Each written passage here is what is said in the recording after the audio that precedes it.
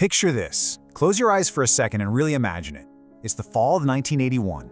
You're in the rainy, deeply isolated suburbs of Portland, Oregon.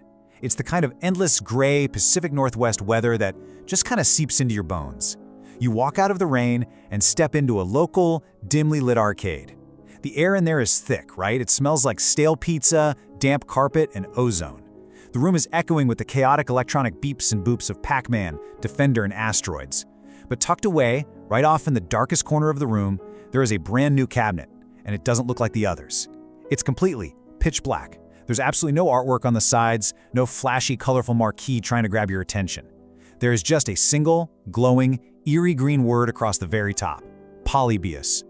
According to the hushed whispers circulating among the local kids at the time, this wasn't just some fun new space shooter to dump your quarters into. It was something dangerous, something fundamentally wrong. Welcome to our latest explainer. Today we are going to dive incredibly deep into what is easily the darkest, most terrifying urban legend in the entire history of video games. We're going to look at the terror it supposedly caused, and then we are going to completely, unapologetically dismantle this myth, piece by piece, to show you exactly how a monster is made. So let's start with the legend itself, because it is genuinely chilling. The story of Polybius states that the moment you started playing, the game was instantly, intensely addictive, like dangerously addictive. Kids would allegedly line up all the way around the block, waiting for hours in the rain just to stare into its weird vector-graphic abyss. But this was no ordinary arcade experience, far from it. Those who actually got their hands on the joystick reported absolutely horrifying physical and mental side effects. We are talking about severe, unexplainable amnesia, where players would walk away from the cabinet and literally couldn't even remember their own names or where they lived. There were terrifying tales of brutal night terrors and chronic insomnia that would last for weeks. People said the game's bizarre, strobe-like flashing lights and incredibly rapid geometric rotations directly triggered uncontrollable epileptic seizures on the arcade floor. And it gets worse. Players experienced waking hallucinations out in the real world. They developed intense paranoia, feeling like they were constantly being watched. And according to the darkest, most disturbing corners of the rumor mill, playing Polybius led to sudden, inexplicable, and overwhelming suicidal tendencies. And if the side effects weren't scary enough, then there was the shadowy company that supposedly manufactured the machine. The title screen of the game, right below that glowing green font, reportedly bore a copyright date of 1981 by an entity called Sinneslation. Now, for those of you who don't speak German, that is a compound word that loosely translates to something along the lines of sensory extinguishing or mind erasing. I mean, come on, that is a deeply sinister, almost cinematic name, and it perfectly fueled the growing panic among parents and players. It added this incredibly creepy Cold War-era aesthetic to the whole thing. Players who claimed to have survived the game swore that hidden deep within those chaotic, strobing graphics and buried into the incredibly abrasive electronic audio track were actual subliminal messages. It was like they were phantoms in the machine, whispering commands directly into the subconscious minds of these unsuspecting teenagers. They claimed the game was rapidly flashing hidden text, messages like "kill yourself," "surrender," or, very tellingly, "don't question authority." But what really took this from a spooky local rumor and cemented it into a full-blown international conspiracy theory were the men in black. Eyewitnesses, or, well, you know how these things go, the friends of the cousins of the eyewitnesses, claimed that these tall, imposing men wearing completely dark suits would periodically visit these specific Portland arcades. But here is the kicker. They weren't the regular maintenance guys, and they definitely weren't there to empty the coin boxes to collect the quarters. No, they were there to collect data. The story goes that these men in black would unlock and open up the back panels of the Polybius cabinets, extract mysterious data records, lock them back up, and quietly leave without speaking to anyone. This sparked massive, widespread rumors that Polybius wasn't an entertainment product at all. It was a psychological weapon deployed by the United States government. Specifically, many people tied it directly to the CIA's infamous Project MK Ultra. Now, MK Ultra was a very real, very horrific covert program that actually experimented with mind control and sensory manipulation on citizens. So the theory was that Polybius was simply a digital extension of those MK Ultra experiments, secretly testing psychoactive visual effects on highly vulnerable teenagers. And then, according to the lore, after just a few short weeks of gathering this dark data, the men in black suddenly carted all the machines away in the dead of night, and a Polybius cabinet was never seen again. Okay, let's all just take a deep breath. Let's step back for a second, because that right there is one heck of a terrifying campfire story, isn't it? It has literally all the perfect ingredients for a modern horror movie. You've got government conspiracies, you've got shadowy mind control, mysterious men in black, and the inherent vulnerability of kids just looking to play video games. It is a brilliant narrative that successfully haunted the internet for decades. But now, as with any good investigation, we have to stop and ask the ultimate, fundamental question. Did Polybius ever actually exist in the real world? It's time to turn on the lights, put away the ghost stories, and start looking strictly at the hard, documented facts. Because the actual truth of how this specific legend was born and bred is incredibly fascinating. It's basically a masterclass in how information, and more importantly, misinformation, spreads like absolute wildfire. To really de-strip the legend, to tear it apart and see its guts, our investigation actually takes us far away from a smoky arcade in 1981. Instead, we have to fast forward to the absolute Wild West of the early World Wide Web. The very first documented, verifiable mention of the word Polybius in relation to an arcade game does not come from an old police report. It's not in any medical journal from Oregon. No, it's from a video game database website called coinop.org. And it was added to that database on August 3, 1998. Seriously, keep that exact timeline in your head, 1981 to 1998. That is a massive 17-year gap where this game supposedly didn't exist in the historical record. The text on this 1998 entry described a weird, abstract puzzle game named after a Greek historian, supposedly released in a backwater suburb of Portland. And crucially, this exact webpage is where we first see the specific text mentioning rumors of amnesia and men in black collecting records. This single, solitary webpage from 1998 was patient zero. It planted a digital seed that would soon grow into an unstoppable internet plague. Once that seed was planted, it didn't take long to sprout. By the early 2000s, video game message boards were absolutely exploding with people desperate to uncover the truth behind this cursed game. And this era brilliantly illustrates the chaotic, highly creative energy of the early internet. People started entirely role-playing the mystery without even admitting it was a game. For example, in 2004, a user going by the handle Polybius Research posted this absolutely incredible, dramatic claim. They wrote, "I have the ROM, but it only generates the title screen and makes this strange, swoo-ear noise. People who played it have an urge to play it again." They even went so far as to claim that a secret, shadowy group of hackers would kick them out if they ever dared to share the file publicly. Suddenly, gaming forums across the web were completely flooded with fake, heavily pixelated screenshots. People were posting heavily photoshopped images of all black arcade cabinets in the backgrounds of old photos, and there were endless, totally fabricated first-hand accounts of people swearing up and down, "Oh yeah, I totally played this when I was a kid in Portland. I remember the men in black." It was collective storytelling on a massive scale. Now, amidst all this growing madness, what's really interesting is the pushback. Because no, not everyone was buying into the mass hysteria. You had a very vocal group of users who were ruthlessly mocking the conspiracy theorists and trying to bring some sanity back to the forums. Take this absolutely fantastic, hilarious comment from a user named Gamerman back in August of 2003. He wrote, "Come on, this thing is nothing more than an urban legend. The day they find a Polybius game will be the day they find the PS2s that Saddam Hussein networked together to launch missiles."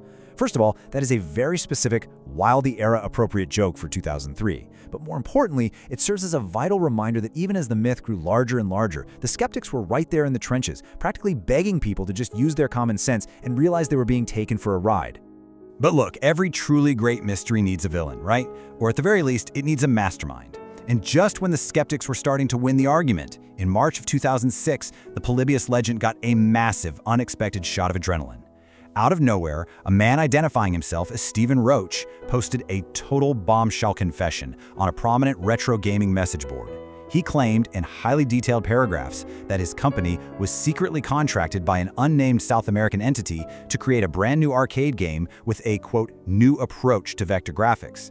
According to Roach, he and his team actually built Polybius. But he said that just days after putting the test cabinets into a few Portland arcades, a 13-year-old boy suffered a massive, life-threatening epileptic seizure while playing it.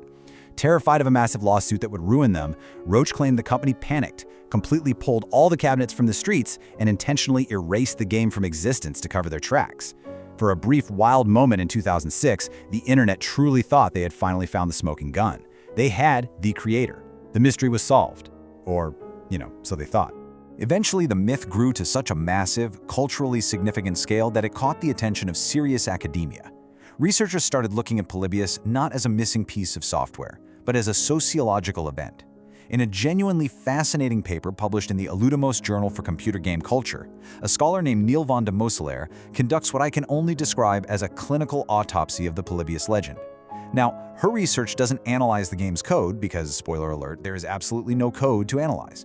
Instead, she categorizes Polybius as the ultimate, perfect example of a very specific, modern cultural phenomenon that was born on the internet. In her paper, she formally introduces this concept of the fake game. Now, we need to be clear here because this is distinct from a fictional game. A fictional game is something like, say, the holographic monster chess game they play on the Millennium Falcon in Star Wars. It exists purely within a fictional universe, it serves the plot, and you, the viewer, are fully aware it's not real. You are just meant to imagine it. But a fake game?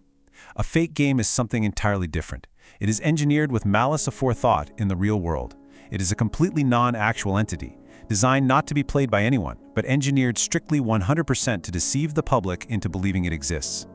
Polybius wasn't a video game, it was a psychological operation. But it wasn't an operation run by the CIA or Men in Black. It was a psychological operation run by bored internet trolls. So the absolutely crucial point to understand here is exactly how this grand deception was constructed over time. Let's look at the actual anatomy of this hoax, because it is brilliant in its simplicity. It required 4 very distinct, separated phases to slowly become reality in the minds of the public. First, a real-life but totally mundane medical incident in an arcade back in 1981 provided the tiny seed of truth. Decades went by. Then, in 1998, someone planted a fabricated, spooky story on coinop.org to capitalize on that forgotten incident. By 2003, early internet message boards essentially poured gallons of gasoline on that tiny spark, generating a massive, crowdsourced myth where everyone added their own spooky details. And finally, in 2006, Stephen Roach stepped in with a completely fake confession to give the messy story a neat, believable, and dramatic conclusion. It's a masterwork. A perfect storm of collective internet storytelling. But wait, what about that very first step? What actually happened in Portland in 1981 to kick all this off? Well, the painstakingly ordinary, unglamorous truth was eventually unearthed by journalists digging through local Oregon newspaper archives, and it has nothing to do with mind control. On November 27, 1981, at a Malibu Grand Prix arcade in Beaverton, Oregon, a suburb of Portland, a 12-year-old boy named Brian Morrow was participating in a marathon. He was desperately trying to break the officially recorded world record for the arcade game Asteroids. He stood there and played Asteroids for an agonizing, mind-numbing 28 hours straight over the Thanksgiving weekend. Think about that for a second, 28 hours. Predictably, suffering from intense physical exhaustion, massive dehydration, and having stared unblinking at a harshly flashing CRT monitor for well over a day, the poor kid's body just gave out. He fell terribly ill right there in the arcade. And this comparison right here, this brilliantly illustrates exactly how a mundane, slightly sad reality gets twisted into a terrifying nightmare. Just compare the two side by side. On one side, you have the myth that we've been talking about, a terrifying, government-engineered mind control device deployed by Men in Black that causes mass amnesia, horrible hallucinations, and suicides. On the other side, you have the reality. A 12-year-old kid who drank way too much soda, didn't sleep, and played Asteroids for 28 hours until he threw up. What happened is that kids in the 80s heard a vague rumor about a boy getting severely sick at the local arcade. And through a giant, decade-long, multi-generational game of telephone, that basic story mutated, grew fangs, and became the Polybius legend. Eventually, the architects of this grand deception were totally unmasked by modern internet detectives. Remember Stephen Roach, the guy who supposedly created it? His story completely and totally collapsed under basic technical scrutiny. His descriptions of the arcade hardware and the graphics programming made absolutely no sense for the technology that actually existed in 1981. It was pure fiction. Meanwhile, incredible investigative YouTubers, notably a highly respected creator named Ahoy, dug incredibly deep into the raw web archives. And the digital trail overwhelmingly pointed to the very origins of the myth itself. The prime suspect who most likely drafted that original spooky 1998 webpage, it was a man named Kurt Koller, the actual administrator and owner of coinop.org itself. The prevailing theory is that he simply created the perfect, irresistible ghost story as a marketing stunt to drive massive internet traffic to his own new database. And honestly, it worked like a charm. Now, logically, you would probably think that completely dismantling the myth, exposing the original creator, proving the game never existed, and tracing it back to a kid playing Asteroids would be the ultimate end of Polybius. Case closed, right? But you'd be entirely wrong. Because at this point, the ghost is completely out of the machine. Debunking the myth did absolutely nothing to stop its massive rise in pop culture. In fact, you could argue that proving it was a complex fake only made people love the story even more. It transitioned from being a scary, whispered urban legend that people legitimately feared into a beloved, celebrated piece of modern digital folklore. Just look at how deeply and thoroughly this fake game has penetrated our actual media landscape. In episode 381 of The Simpsons, if you look closely in the background, you can clearly see a Polybius cabinet sitting in an arcade, hilariously stamped with the words, "Property of US government." Industrial music legend Trent Reznor actually made a specific cold call just to feature the Polybius myth in a Nine Inch Nails music video. In 2017, the legendary game developer Llamasoft decided to actually lean right into the skid. They released a real, incredibly intense psychedelic VR game literally called Polybius for the PlayStation 4. The legend is constantly referenced in modern comic books, it's a plot point in retro horror movies like Summer of '84, and it's an Easter egg in countless indie video games. Through sheer force of collective will, this fake game has basically willed itself into actual tangible existence. Which brings us to our final and perhaps most important takeaway in this entire explainer. When you really get down to it, the story of Polybius isn't actually about a piece of wooden arcade hardware in Portland in 1981. It never was. It's a mirror, and it's reflecting us. We have to ask ourselves, why are we so incredibly desperate to believe that our screens are secretly trying to control us? Ultimately, Polybius endures decade after decade because it perfectly taps into humanity's deep-seated, ongoing, and very real paranoia about rapid technological advancement. It takes our incredibly complex fears about digital addiction, endless screen time, algorithm manipulation, and subliminal influence, and it gives them a simple name and a physical shape: a black cabinet in an arcade. We love a terrifying campfire story, but it's especially potent when it feels like the monster isn't hiding in the woods, it's the glowing screen sitting right in front of us. So what do you think? Even knowing all the facts, is there still a tiny part of you that wants to believe the men in black are out there somewhere guarding a warehouse full of arcade cabinets? Keep questioning what you see, stay curious, and keep learning.